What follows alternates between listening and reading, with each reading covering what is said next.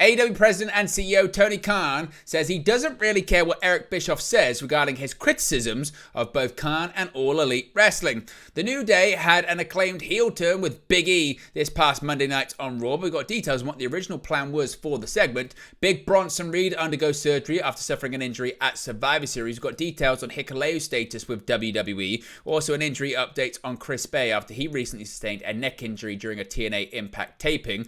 The WWE commentary teams reports they're set for a shakeup next year. We've got details on the latest status of the Ring Boy lawsuit against WWE, plus the Young Bucks match for Wrestle Dynasty could be cancelled.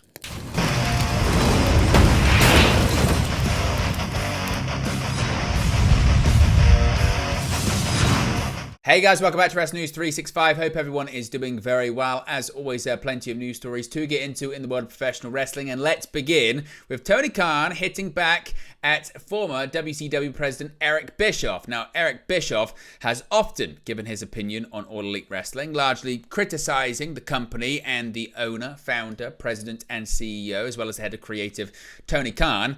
Bischoff recently stated in an interview with Ariel Helwani that there is no hope for AEW and nothing is going to turn the company around. AEW ratings and attendance have decreased over the last 12 months, but the company just signed a multi-year extension with Warner Bros. Discovery that will keep AEW programming on TNT and TBS for the foreseeable future and debut on Max as a simulcast in January. Appearing on K&C Masterpiece, Tony Khan was asked why he thinks there is an antagonistic relationship from Bischoff towards AEW. Here's what Tony Khan had to say. Just this week, he said that you guys are doing horrible and there's no hope for them. What would you say to that, and why do you think there continues to be this antagonistic relationship perhaps from Bischoff for you guys? I have no idea. I don't really care what he says. We've done really, really well, and we've got a great thing going with AEW. We've got something really, really to be proud of. We not only are going to be, for years to come, doing the shows on TBS and TNT, we're going to set the record for the longest run of pro wrestling ever on TNT, in fact. And it's pretty amazing because for a company that's only 5 years old, we've accomplished so much. Like I said, we set the world record for wrestling ticket sales, and we're just going into this new media rights deal that is historic, and it hasn't even kicked in yet. Now, when it comes to some of the criticisms of AEW, certainly some are suggesting it's being reflected in the ratings for their flagship show, AEW Dynamite. Now, interestingly, Brandon Thurston of WrestleNomics posted this tweet today suggesting that AEW is on the slide when it comes to total viewership as well as the key 18 to 49 demographic. He pointed out that the 13 lowest rated episodes in the history of AEW Dynamite in the 18 to 49 demo are all in the last 6 months. That's excluding preemption, so this is when it's airing Wednesday night in its usual time slot. As I mentioned, the 13 lowest rated episodes in the history of Dynamite in the 18 to 49 are all in the last 6 months. Now, still some people are talking about the heel turn from Kofi Kingston and Xavier Woods with Big E this past Monday night on Raw, and the original plan for the New Day's WWE heel turn has been revealed following Kofi Kingston and Xavier Woods turning on their former partner. What many fans are calling one of the segments of the year, Kingston and Woods rejected Big E's offer to be their manager during Big E's return on the December 2nd episode of Raw. The duo argued that Big E had chosen his new life over the New Day while out with an injury and refused to hug him when he approached them. With many believing this segment was perfectly executed, many have wondered what was originally planned for the New Day's implosion, with Odyssey Jones previously teaming with Kingston and Woods. Per Dave Meltzer in the latest edition of the Wrestling Observer newsletter, the original plan was for Kingston and Woods to side with Jones and have him publicly replace Big E during their heel turn. Meltzer wrote, quote, "When Odyssey Jones came in, they were going to tease issues with them not getting along, but it would end up with Kingston and Woods going heel by choosing Jones and having him publicly replace E. But then Jones got fired and the whole thing was put on hold." Now, Jones was abruptly removed from WWE television following serious allegations being made against him. Kofi Kingston has addressed the reaction to him and Xavier Woods turning on Big E all over social media, but certainly, again, it's quite interesting to note that it was originally planned for Odyssey Jones to replace Big E. Now, an update on Big Bronson Reed after he suffered an injury during War Games last weekend. Reed, of course, was in action in the War Games main event, teaming with Solo Sikoa, Tama Tonga, Tonga Loa, and Jacob Fatu in a losing effort against Roman Reigns, CM Punk, Sami Zayn, and the Usos. Towards the end of the match, Reed suffered a legitimate injury, hurting his ankle after attempting to hit Roman Reigns with a tsunami through the table from the top of the cage. Now, it was previously reported that Reed had suffered an injury to possibly both of his ankles on the fall and underwent medical attention following the show. A new update has emerged on the situation, with Mike Johnson of PW Insider now reporting that Reed will undergo surgery next week, according to the word making the rounds among WWE talents. The report also pointed out that Reed was originally set to wrestle Seth Rollins in steel cage matches as part of the upcoming Holiday Live events.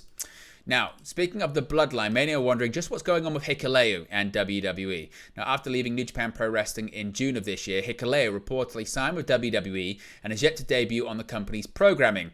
Reports originally indicated the former IWGP Tag Team Champion will eventually become a member of the new Bloodline alongside his brothers, Tama Tonga and Tonga Loa. However, more recent reports stated that the former New Japan star could possibly start on the NXT brand. In the latest Wrestling Observer newsletter, Dave Meltzer reported that the latest current WWE status for Hikuleo is the following. He said, quote, "For those asking about Hikuleo, he is in the system. He's not injured. At some point he'll debut, most likely in NXT, but he's training." So as of right now, it remains to be seen just indeed what the plans are for Hikuleo in WWE. Now, a bit of an update here on the health of Chris Bay after he sustained a serious neck injury at a recent TNA Impact television taping. Of course, he was in a main event match involving he and Ace Austin as ABC against the Hardy Boys, and he suffered a serious neck injury. Now, details are still pretty few and far between. However, in a new update, Dave Meltzer of the Wrestling Observer newsletter has stated, quote, "People within wrestling feel that Chris Bay's injury is, quote, one of the worst in-ring injuries in some time." Now, as of right now, we don't have any more details, but we wish Chris Bay nothing but the best in his road to recovery. A bit of an update here when it comes to the commentary teams in WWE. Many are wondering just what's going to happen when Raw moves to Netflix and SmackDown settles now on USA. What's going to be the lineup behind the mic in the commentary booth? Now, since Joe Tessitore made his Raw debut this past September, he's been the lead commentator on the brand alongside Wade Barrett every Monday night, whereas Michael Cole and Corey Graves have taken the lead on SmackDown. However, earlier this year it was reported there would be a shakeup on both commentary desks come 2025 when Raw heads to Netflix, with Tessitore rumoured to be moving to the Blue brand and Cole returning to Mondays.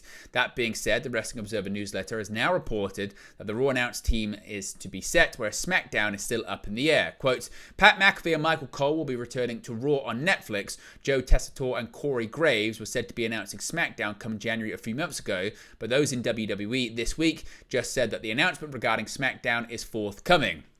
Of course, McAfee hasn't been seen at the commentary desk since August after leaving to fulfill his duties covering college football and to maintain his hosting duties on the Pat McAfee Show. There's also been no indication how Barrett will be involved from a commentary perspective come the new year, but it's possible bad news could be a third member on either announce team or simply returns to the desk for WWE NXT.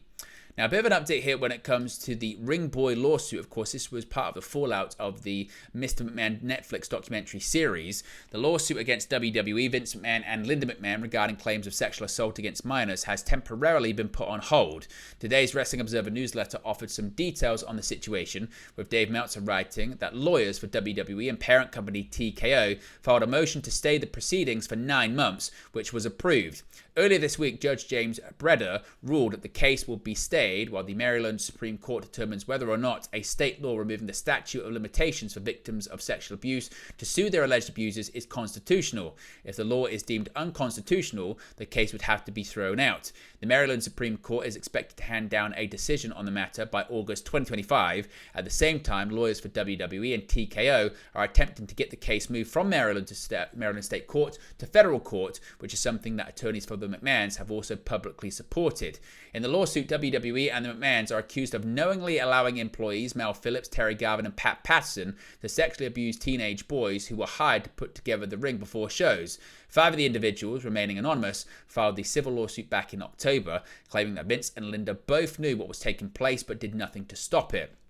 Last month, it was revealed that incoming United States President Donald Trump will nominate Linda McMahon to be Secretary of Education. According to Meltzer, McMahon could face pushback on her cabinet nomination due to her being named as a defendant in this Ring Boy lawsuit. And finally, the Young Bucks, their match at Wrestle Dynasty could be now up in the air. Coming up on January 4, 2025, New Japan Pro Wrestling will be presenting the 19th edition of their biggest annual event, Wrestle Kingdom. The night after Wrestle Kingdom will be the inaugural AEW and New Japan Wrestle Dynasty event, featuring several wrestlers from guest promotions, including Stardom, CMLL, and Ring of Honor. Unfortunately, one of the matches that was set to take place has now been cancelled due to injury. AEW's Matthew and Nicholas Jackson, the Young Bucks, were set to challenge United Empire for the IWGP Tag Team Championship at Wrestle Dynasty. Yesterday, New Japan announced that one half of the IWGP Tag Team Champions, Haner, suffered a knee injury. Today, Fightful reported that Haner's partner, Great Khan, released a statement regarding the injury and the state of the IWGP Tag Team Championship, along with confirming the status of Wrestle Dynasty's match. Quote, "We were the sole leader in the WTL and closest to winning. However, Haner was injured the day before the final match and lost everything. I will probably have to give up the bout. The January 5th Tokyo Dome will also be cancelled." Great Khan referred to the New Japan World Tag League No. 1 Contenders Tournament that will be concluding soon, where the winners of the tournament will receive a title shot for the IWGP Tag Team Championships at Wrestle Kingdom on January 4. Those winners would face the Bucks the following night. The World Tag League finals are set to take place this weekend, with Tetsuya Naito and Hiromu Takahashi facing Gabe Kidd and Sonata. Although the initial announcement for Wrestle Dynasty was the Bucks versus United Empire, there was a chance that United Empire could have lost the tag titles at Wrestle Kingdom to the WTL winners, which would have caused a change to the title match at Wrestle Dynasty. There could be a booking conflict brewing too, as Gabe Kidd, who is possibly an IWGP Tag Team Champion at Wrestle Dynasty, is booked to face the returning Kenny Omega that night, which would put Kidd in store for a very long show. But there you go, guys. Latest pro wrestling news for you. Be sure to smash a like on the like button. Be sure to subscribe, bottom right-hand corner. As always, let me know your thoughts in the comment section below, and I'll speak to you again very, very soon. Hey guys, thank you for watching, listening, streaming, or however you come across this video today. Be sure to click on the video on the right there to watch our next video, or click the bottom there to subscribe, or the bottom right-hand corner. Thank you very much, and I'll speak to you again very soon.